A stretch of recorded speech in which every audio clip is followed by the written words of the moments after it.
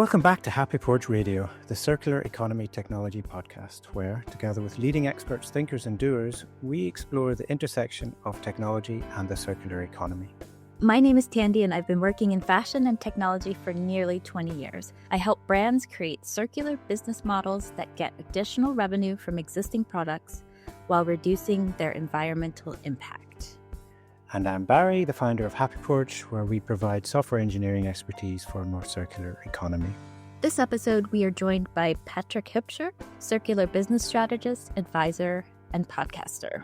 Really interesting discussion. What did you take away from it, Barry? Fascinating discussion, but the thing I would pick out is what's becoming a little bit of a recurring theme in this season is the need for learning and adaptability and flexibility, especially from the technology point of view and especially in the early stages of verifying or validating a circular business. Patrick talked very eloquently about the need for that and how his sort of approach is often to use existing tools and SaaS products rather than trying to build in-house initially, and then focus on how flexible and integration points and ways those systems can work together. And then we also touched on an area which I'm really passionate about, which is the role of some of the no-code tools and maybe some of the newer AI coding tools to facilitate that integration between tools and the flexibility that's needed. What about you? For me, I think one of the things that really I found quite interesting was when Patrick spoke about the proposition for customers and that remembering that product as a service is a service. And so you need to not only make sure that you have a strong proposition for your customers, but also that it's a good service that they want to use. And so without any further ado, let's meet Patrick. My name is Patrick Hypscher. I'm a podcast host at Circularity FM and a circular business strategist helping companies to build up more circular business models. Thank you so much and welcome to Happy Porch Radio. Thanks for inviting me. It's always a pleasure to have another podcaster on, but it's also a little bit of pressure on us because you know what we're doing. Yeah, likewise. So it's also the same the other way around. So to start us off, I'm interested a little bit in what led you to the work you're doing and why circularity and even why the podcast. What led up to all of that?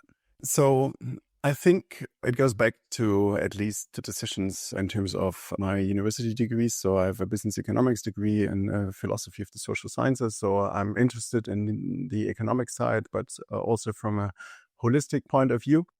And the second thing is then a bit more the pragmatic entrepreneurial aspect. So I did found my own software as a service company more than 10 years ago already in the HR transfer of learning space. And I built up a corporate startup. Yeah, I'm always inclined to get things going and implement them in an entrepreneurial and business sense. And yeah, the last aspect is as a human and citizen who's looking at the bare facts, I clearly see that the way our current economy runs, how we design our markets, does not serve all the people and even harms certain people and even the preconditions of our own wealth and well-being. Do you have any specific project or experience that maybe brought you to circularity, or do you think that it's something that you maybe always had in mind?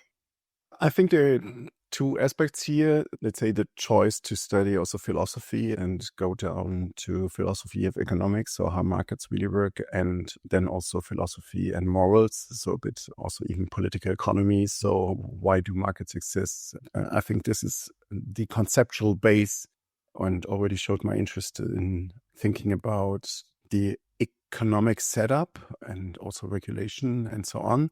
And specifically, I was exposed to a circular economy when I joined Bosch Siemens Home Appliances about 7 years ago as an entrepreneur in a digital business unit where our purpose was to build new international business models. And at the beginning, I was in charge of back then pretty early and small project, Blue Movement, where we started to rent out home appliances in the Netherlands. And throughout then this responsibility and the 5 years of leading the Blue Movement team, helping the Blue Movement team, I then, of course, dove deeper into the circular economy.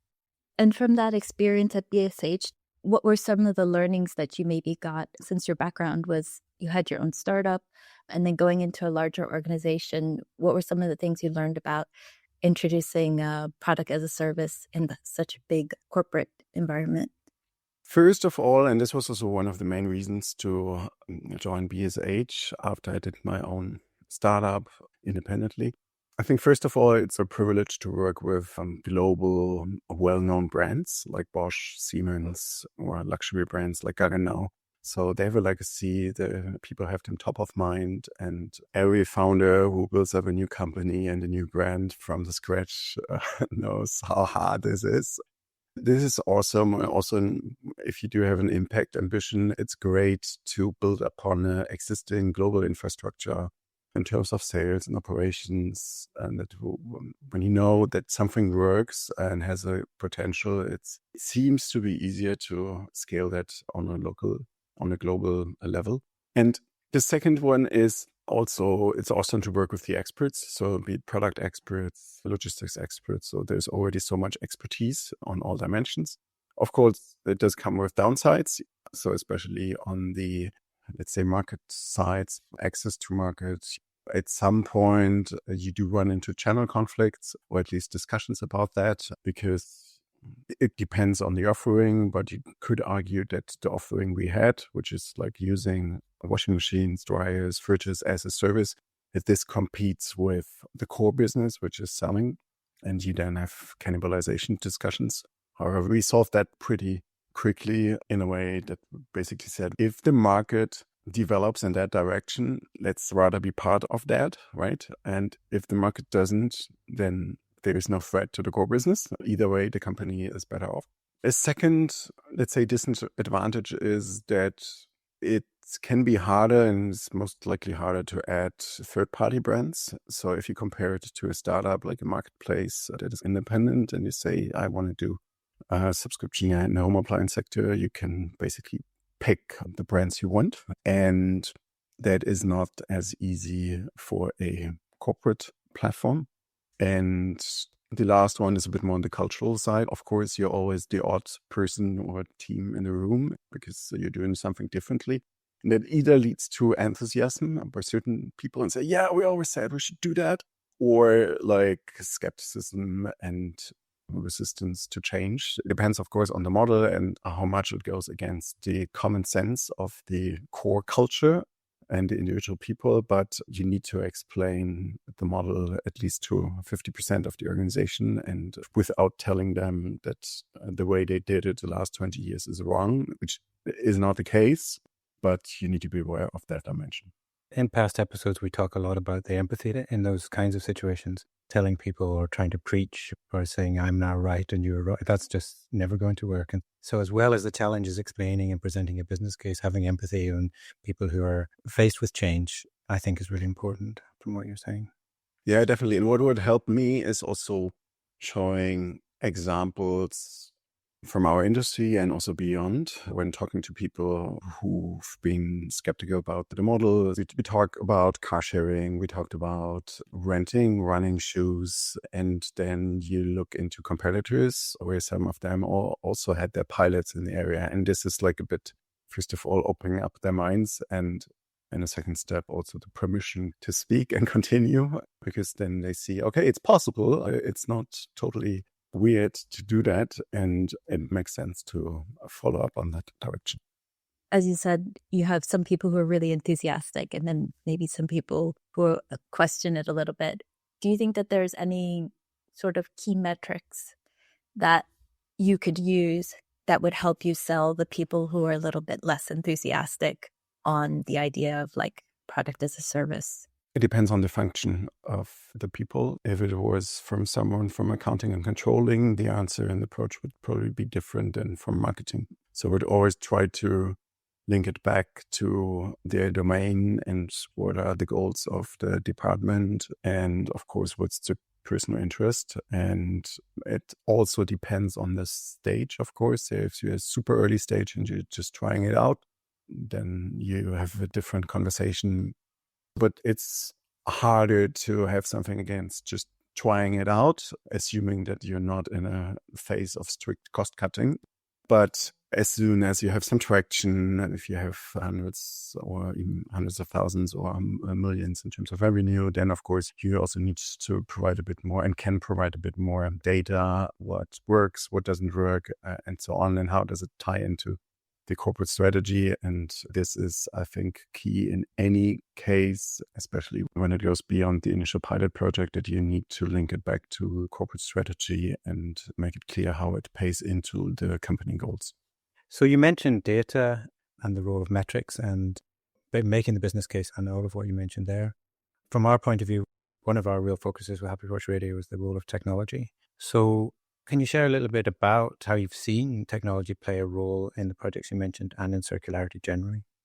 So I think if we go back to the beginning of car sharing and consider car sharing as one example of a circular business model, you can argue that, you can also argue against it, but ultimately it's about increasing the utilization rate of cars, which is considered to be circular in some way. And so if we look at car sharing, this only was possible large scale with the advent of smartphones and tracking capabilities of the cars. It would make sense to write a physical letter and express your interest. And when car rental did exist, but not on such a hyperlocal base. That then was possible with smartphones and also mobile units in the cars themselves. So I think this is a good example where technology really made it possible.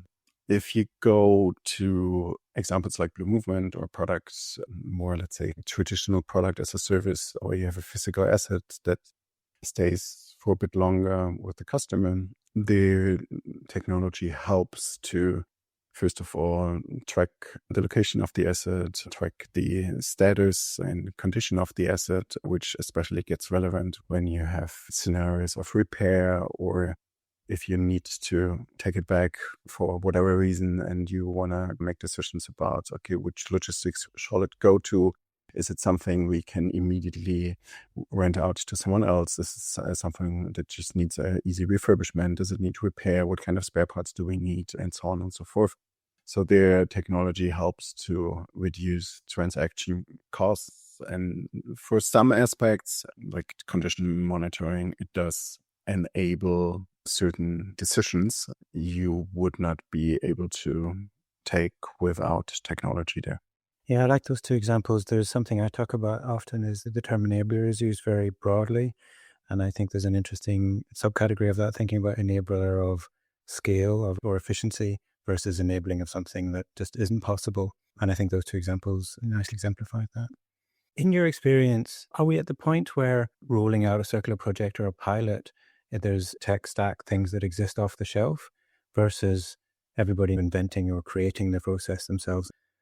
I do think by now there are, for most of the cases, already all the software items you need to get started. A typical challenge you will run into, especially in the first years, is iteration and flexibility of the software, because at the end, it's about exploring a new field and you don't know what kind of proposition will work in the market. And you need to tweak your offering, tweak processes, be it like contract durations. Does it run on a fixed monthly amount? Are there any consumption-based elements in the pricing and so on and so forth? So you might want to experiment with customer-facing propositions and you need your software to reflect that. And sometimes that can be a limitation if the software you're using does not provide that. But technically everything is there to start a proposition like tomorrow. And I do think, though, that again, it depends a bit on the context. Last year, I ran a podcast series with 16 interviews on product as a service with like B2B, B2C examples, funding process aspects. And one of the examples that stood out is cooling as a service. We got an example from Care in Singapore.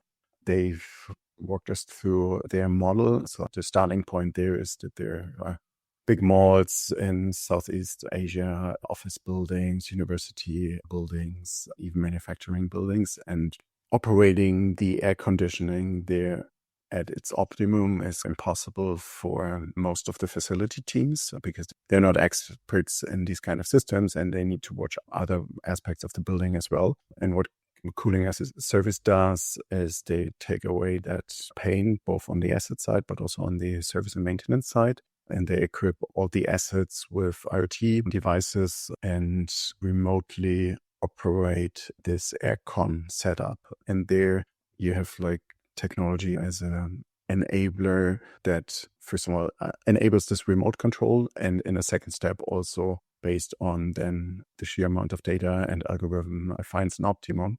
And this is something, coming back to your initial question, this is something you certainly can't buy off the shelf. So there, let's say the subscription and contract management aspect, this is a minor administrative thing. Like the core intelligence is the remote operations of the assets by the service provider. And this is specific to that case.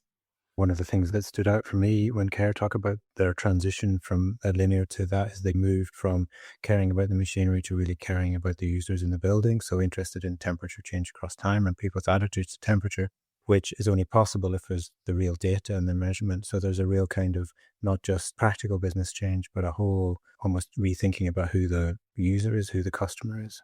Absolutely. And there was another example along these lines with Trumpf. So they have a metal cut machine and they used to just sell it to their customers who then print metal sheets. And now with the as a service model, so basically, or they even went further and say it's a pay per part model. They have a remote control center and they only require their customers to provide the input material to the machine, basically load it, and then, of course, upload the CAD files. How do you want to have this metal sheet cut? And then take out the result. And that changed the whole, let's say, perception of the customer, the process, and even also what you always want to have, that the Trumpf team as the provider thought completely new about the appliance itself or the product itself and run into some weird behavior of their own product, which they wouldn't have found out if they were not responsible for the operations of this product. Yeah, it sounds like from what you just said, there's a very strong proposition in terms of like B2B, because you maybe have very expensive equipment. It's complex and maybe people don't have the infrastructure internally to be able to manage all of those things. And I'm wondering if you think that there's maybe a stronger business proposition for that in terms of B2B versus people who are maybe more customer facing, like, for example, renting baby products and things like that. Do you think that there is an easier maybe behavioral change that happens when you have all these costs involved and it's within a business versus an individual customer? Yes and no. Let me start on the no, because I think what we frequently overlook is that there are so many product as a service already out there. So who of us owns a plane? It doesn't make sense for most of the people to own a plane. It's super costly. It's high maintenance. Utilization rate is super low. What do? You buy a ticket. The same for a train. Almost no one owns a train for the same reasons. Think about all the infrastructure you need and everything that needs to come into place to have a train arriving and leaving on time. In most of the cases, it works, but not always. Yeah, but anyway, so the point here is we are already also on the B2C consumer side pretty familiar with using products as a service.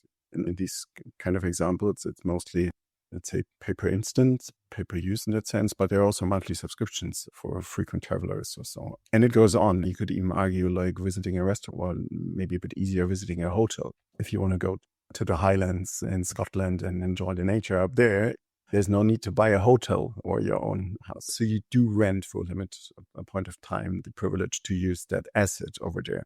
And this is a pretty common way of consumption. And of course, now with the technology and technological innovation overall, on the one hand, and also with growing awareness for resource consumption, you do want to try out putting these kind of product as a service systems into new fields, both in B2B and B2C. And you're absolutely right that in B2B, some prerequisites are a bit more hopeful in the sense that the assets are more expensive, they are more service heavy.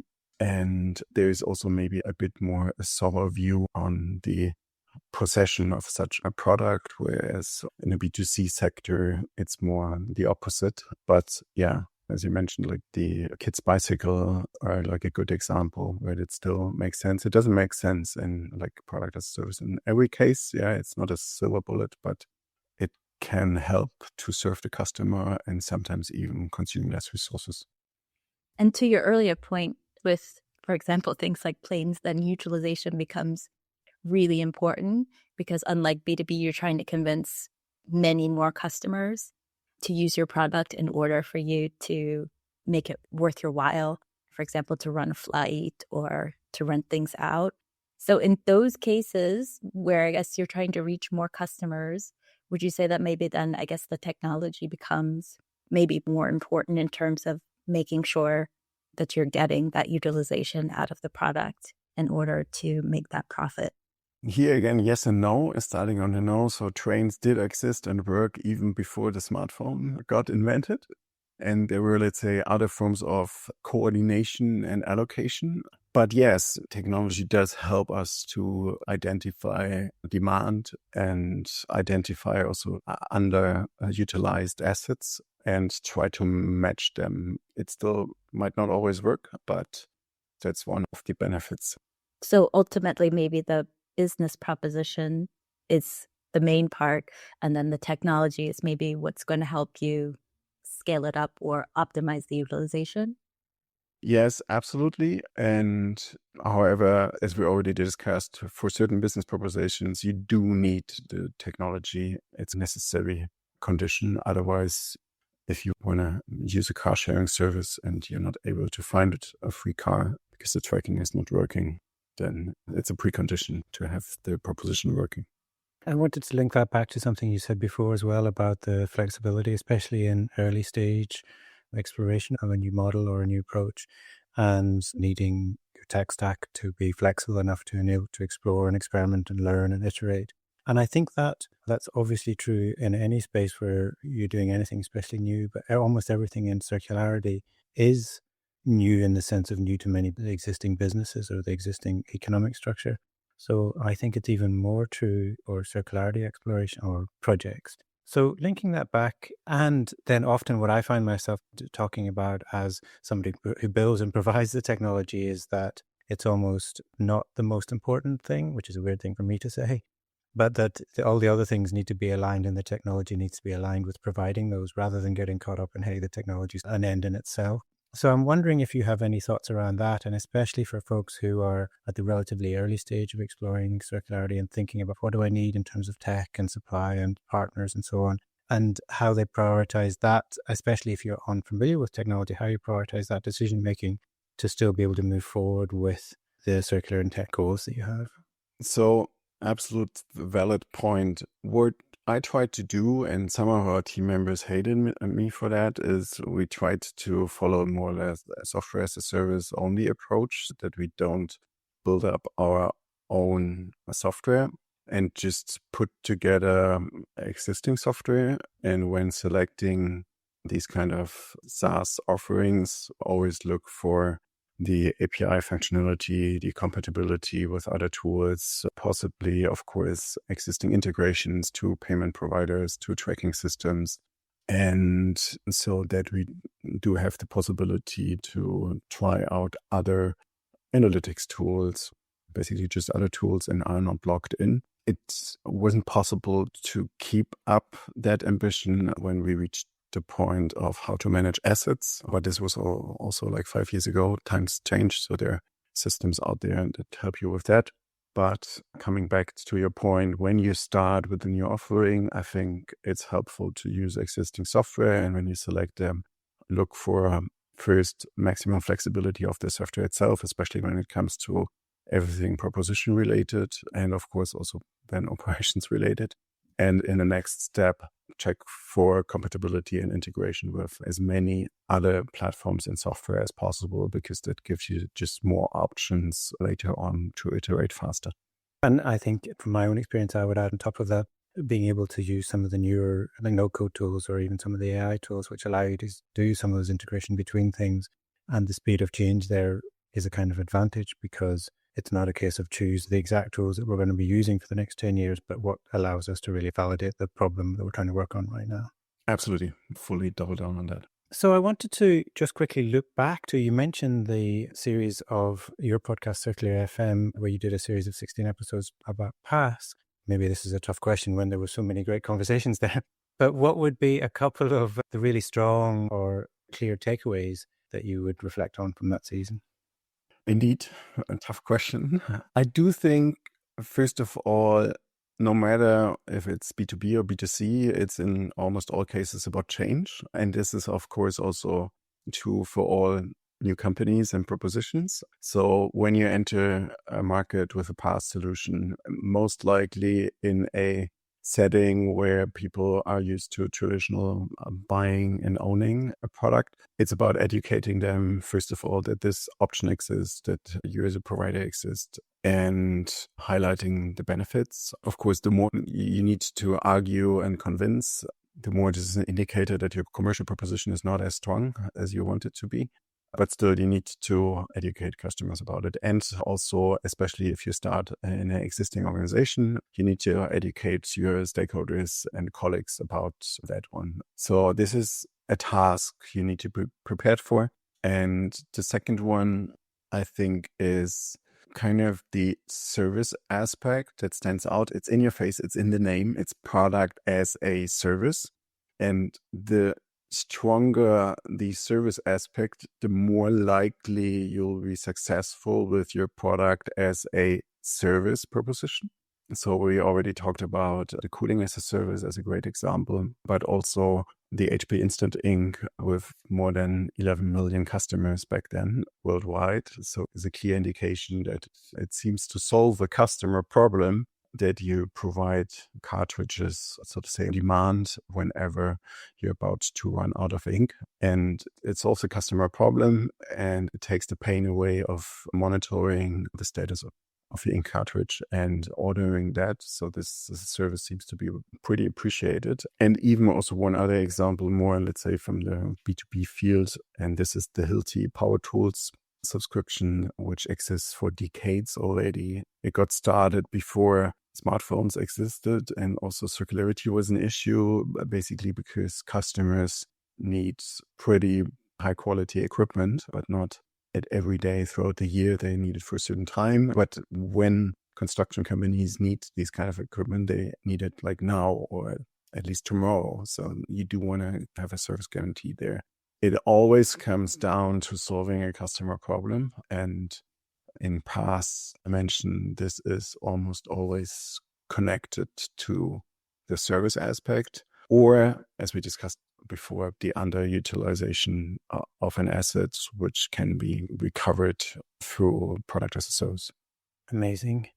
And I'm sure there's so much more. We'll make sure that in the show notes we link to circularity.fm, because you've got that awesome series, and I know you're working on a really fascinating one about VC funding for circularity at the moment. So just finally, for those listening who want to learn a little bit more about the work that you do and opportunities to get involved, you can share a little bit about that, but also how they get in touch. Yeah, sure. As I said, check out the Circularity FM podcast. If you're interested in circularity, we'll also cover product as a service once in a while from a circular angle. And what I also learned as, let's say, a practitioner is that it's really valuable to talk to other practitioners, and ideally on a podcast. But for obvious reasons, not everything can be shared on a podcast, especially if it's about internal details. So I do run a product as a service roundtable for PaaS professionals 2-3 times a year. And if you want to exchange your challenges and experiences with other practitioners, that's a great format to do so and to get some new inspiration. Awesome. Thank you. And we'll make sure we link to that and have ways to find everything on the show notes on Happy Porch Radio, as I mentioned. I would love to keep going because there's so much more I'd love to explore with you, Patrick. Maybe we'll have to do it again sometime. But thanks so much for joining us this time.